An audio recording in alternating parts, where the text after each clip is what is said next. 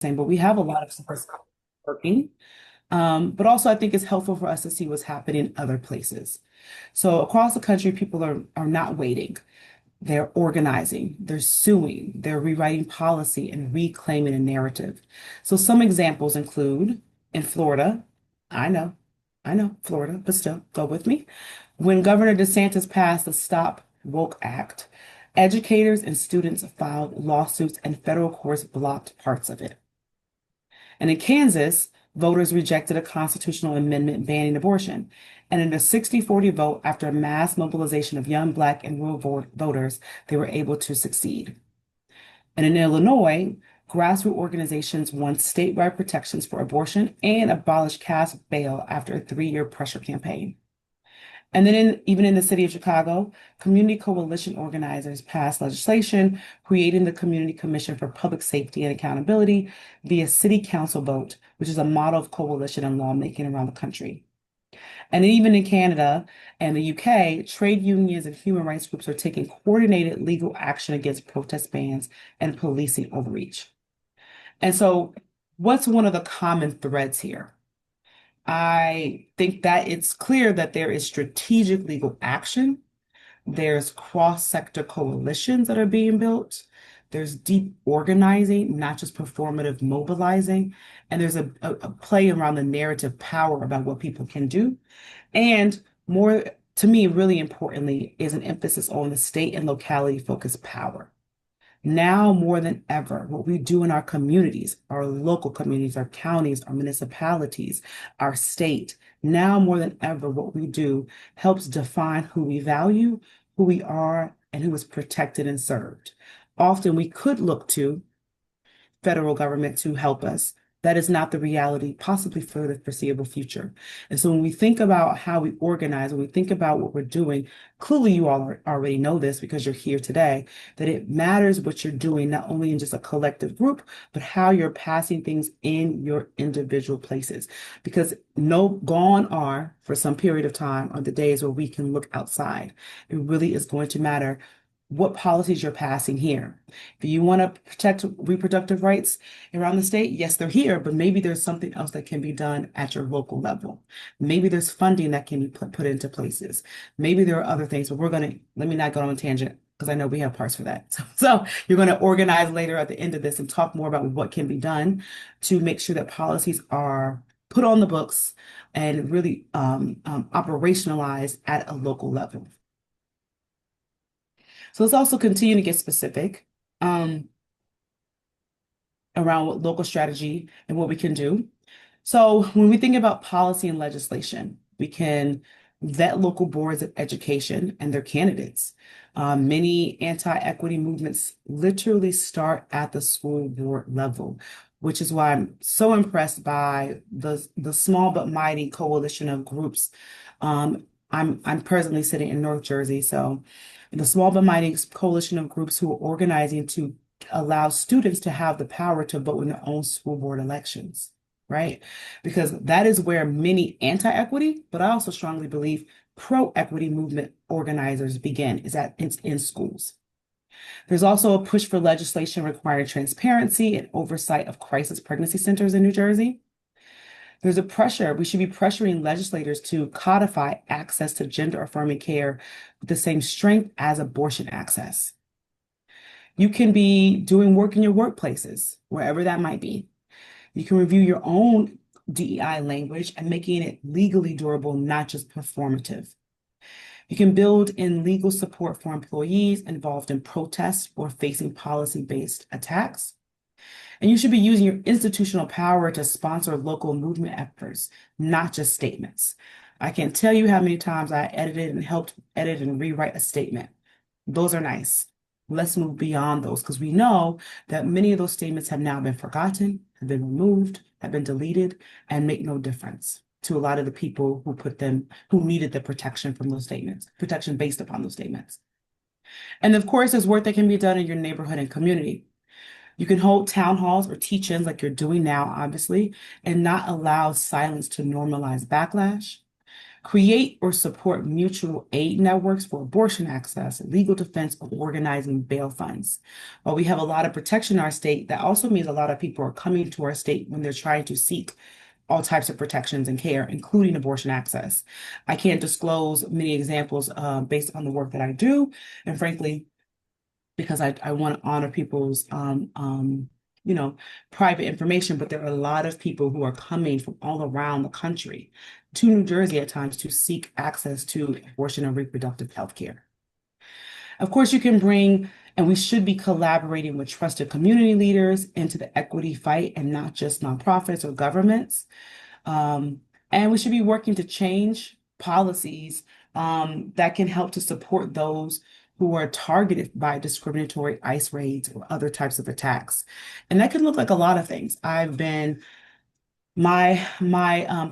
partner, my husband is a public school teacher in an area that I'm very concerned about receiving ICE raids, and has already started to have a lot of presence in the coming weeks. And I've been wondering, like, what policies are people putting into place to protect those folks? Are we considering different pickup and drop-off periods? Are we building in policies within those schools to ensure that we're talking to parents who could be targeted irrespective of their immigration status?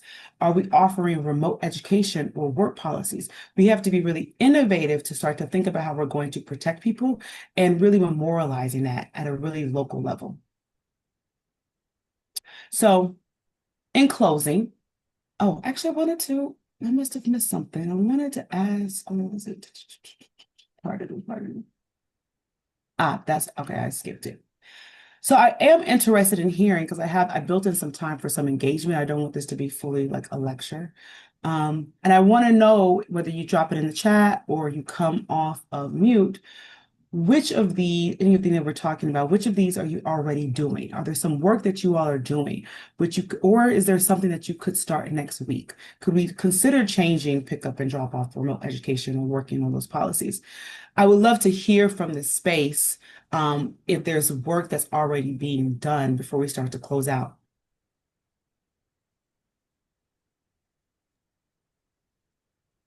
From anyone. Aarin? Yes, Linda. It's Linda.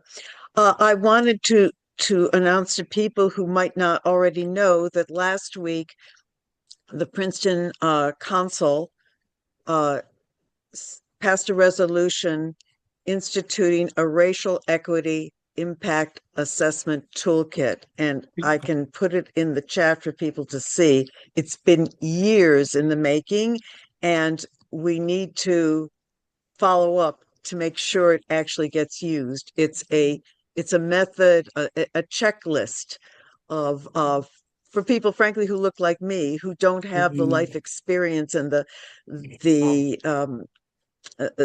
immediate understanding of where a policy, a procedure, a law, a resolution, whatever work is being done in the municipality might have disparate racial effects.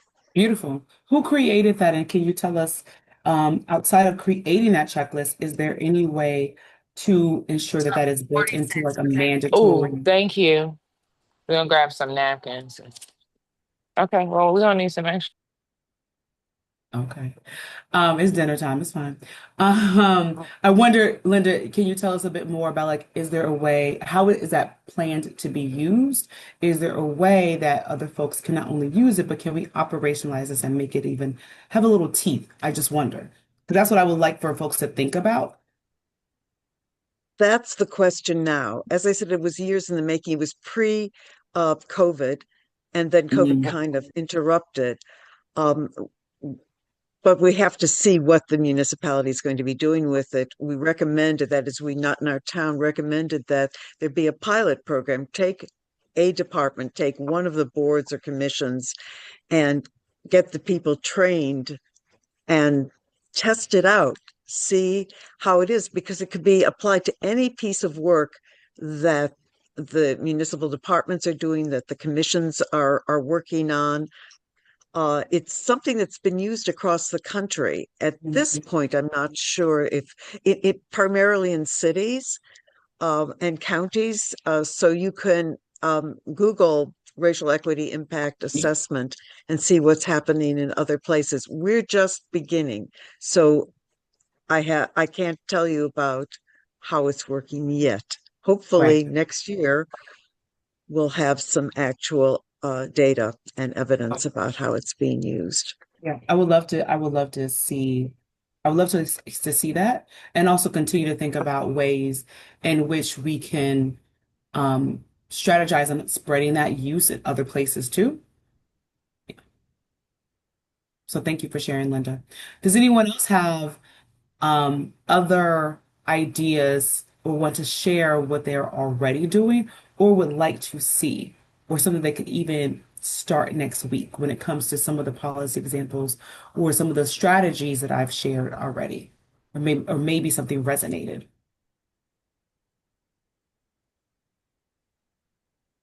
Linda, it looks like Bonnie Tivanen is trying to raise her hand.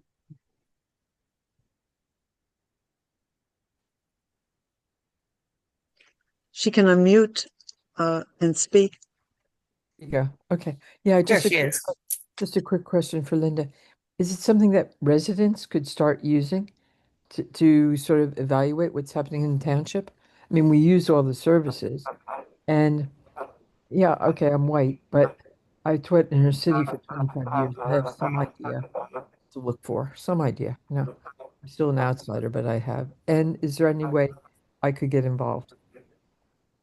Well, I appreciate hearing your interest. I put a link to the one that was created in Princeton based on those used elsewhere in the country. And you can take a look and see. It's really a matter of any kind of civic involvement. It's going to commission and board meetings. It's following the news to see whether it's being used, contacting council people to ask about it. Politicians will respond to citizen inquiry and pressure, I believe. Would you say so, Aarin? Absolutely. Absolutely. Absolutely. And I think the data that could roll out of this could be helpful, not only, frankly, at the local level, but I'm interested in, I know that there have also been corporate spaces that have also adopted these types of assessments when they're thinking about various policies or who they're going to work with. So I think these types of assessments would be great. And I think I'm interested in seeing how it's actually able to be, I don't want to say forced, but forcibly used, like how you all can really put pressure at the local level to have folks adopt it, whether that's through potentially some legislators, maybe that's through some other folks committing to it, or potentially what the data is going to show around it. But yeah, absolutely. I think I don't know the Princeton area as well, but I know that, hopefully one thing that's really that you all know is this is to me an opportunity to apply pressure and to not recoil. And I have a sense from this room, having been in this space before, that you do know that this is the time to apply that pressure and not feel as if you have to dance around certain words. And sometimes I think, telling the ones who need your votes, especially to apply that pressure. And it's not coming just from one specific area, but I don't remember, Linda, which group you said was advancing this, but ensuring that you have buy-in from many different levels. And then you all coalescing together to apply the pressure for them to make some real commitments and not just statements. Well, they do. I don't know what the strength of a resolution is, but there is a resolution that it will be used. So that felt like a victory. I'd like to go on. There's a question from Ted Feder in the chat. I would like to know what you mean about DEI policies being legally durable and not performative. Specifically, what do you mean? Yeah, I think that depends on certain places. So in I think the concern in general is that DEI policies are being challenged at different levels. And so I think that folks are pulling back from policies, thinking that they're going to be sued. And some of that is really like reverse racism, or anyone who's going against affirmative action. I think there's just in general, folks believe that they have any type of policy that they can be sued from it. And I want folks to understand that that is not necessarily true. And so when I say legally durable, I mean mostly that you're ensuring that that they're pretty much just they're not discriminatory, which most DEI policies are not. And you do not actually have to remove certain terms. Now, folks are doing that, institutions are doing that for various reasons. But hopefully folks are noticing that as people are challenging the Trump administration, they're seeing that the Trump administration's lawsuits are also, they're losing a lot of them. And so I say legally durable. I can't really explain in one conversation what that looks like without looking at a specific policy itself. But I'm trying to characterize that the impression that you have to remove certain words or you have to stay away from certain terms has not yet been confirmed at any court in our state for sure, and very few courts, I believe, around the country. So you don't have to run from those terms. And more than anything, we just need to ensure that we're not discriminating across the board and don't buy into this idea that DEI is like a reverse discrimination.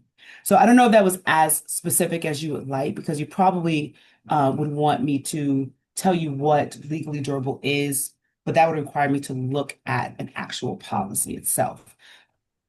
So I'm happy to kind of maybe elaborate more if you had an example of what a line of a policy would be. But when I say legally durable, that's what I was mostly referring to. Thank you. Hopefully that was helpful, Ted. Yeah. Okay.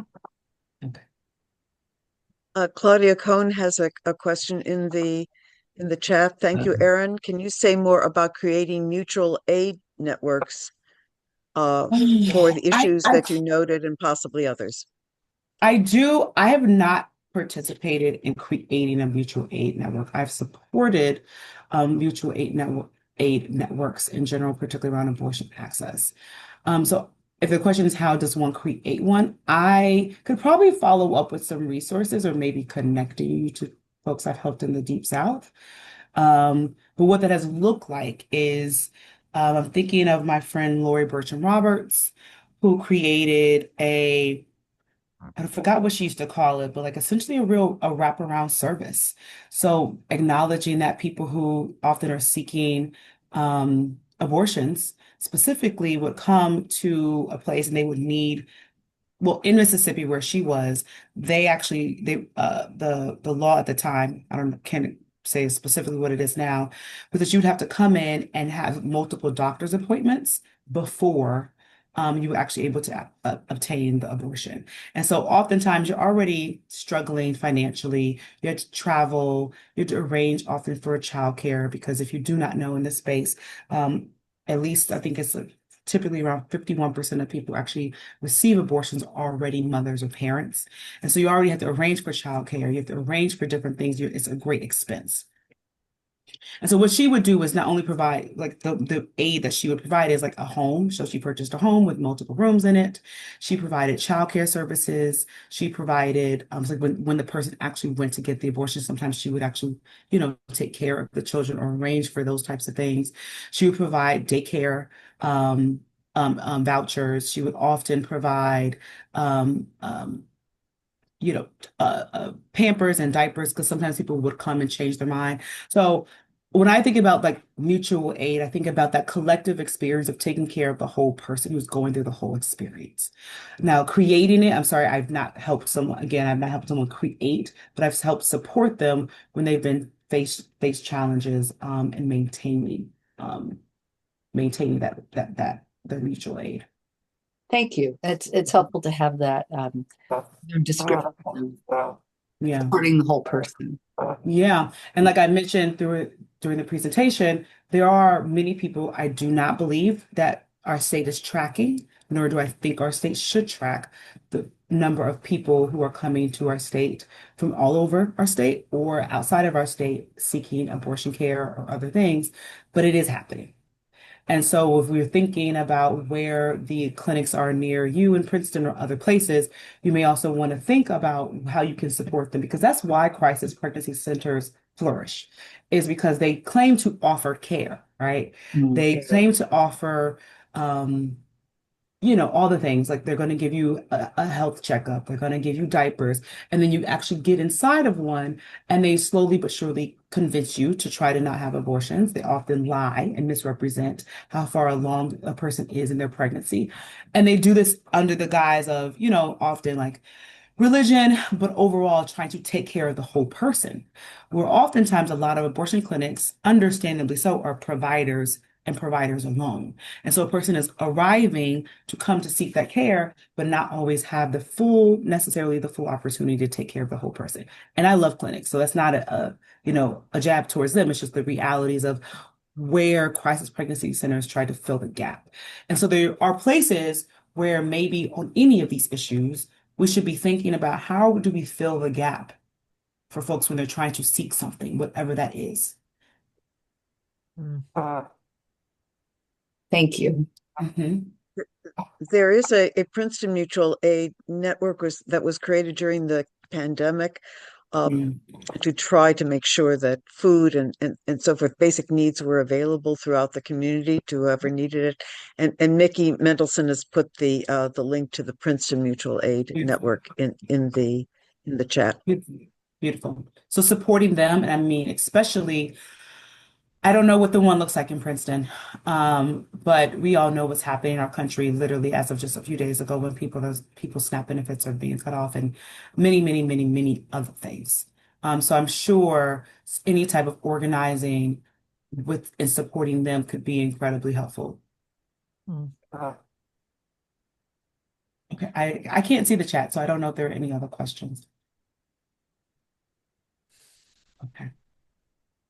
Well, with that in mind, and I thank everyone for sharing some not only questions, but Linda, again, sharing what is already being done is really important. I feel like myself included, but I'm often in conversation with folks about what can I do? Like, what can I do right now? It's so extremely overwhelming. I have a friend today, and I have multiple friends I've talked to who are not getting paid and haven't been paid for weeks. And are sometimes the one I was talking to today is in management, and she literally has people calling out of work because they can't afford to come to work, right? They can't afford to pay for parking, they can't afford to pay for their kids. And even though they're receiving letters indicating that they're federal employees and they can't, and they're not being paid right now, and they're supposed to send that to their mortgage lenders or whomever else, folks are calling and crying and saying, yeah, I can send it to my mortgage lender, but I can't send it to my daycare provider. I can't send it to my babysitter, right? So there's a lot of need in places. And I'm in constant conversation and thought about what it looks like to show up in this particular time. And I just think that we can't be neutral. And that we are not helpless, and none of us are helpless, and we're quite powerful when we work in community. And this backlash, this a moment, isn't just about policy, it's about whether we will protect the possibility of justice in our communities. And that is the work of this present generation, this multi-generation on this line. And so we have to build systems that don't simply survive political change, but withstand and transform through the political changes that are guaranteed. And so I hope, some of these examples will invigorate you and or give you ideas, or frankly affirm the ideas that you're thinking about the fact that policies look like to offer remote work. I mean, remote work or remote schooling. Like, we really have to be really innovative, and not be afraid, because we are really powerful. Okay. So just be reminded that this moment is ours. It requires creativity, but also we already have it. We've seen it before, and history often doesn't repeat itself, but we have a moment to we're seeing some things that feel very repetitive, and we know what to do. I hope you know that you know what to do in this moment. So onward and upward, and I believe that we can do that. Okay. Thank you. Aarin, thank you so much for such a wonderful talk. We really appreciate it. My pleasure. So It's because we're not going to have a certain drug to be available. holy moly, this is wrong. This is so, but I don't know how you would monitor that. If they're public funded, then you'd have to, that might be easier, but I have no idea of how to go about it. That would, I mean, there are things that I'm just interested, period, in how to become active. But that one especially spurs me on, if anybody has any ideas. Mm. Can't just go knock on the door and say, you know, are you sort of Christian oriented, not allowing,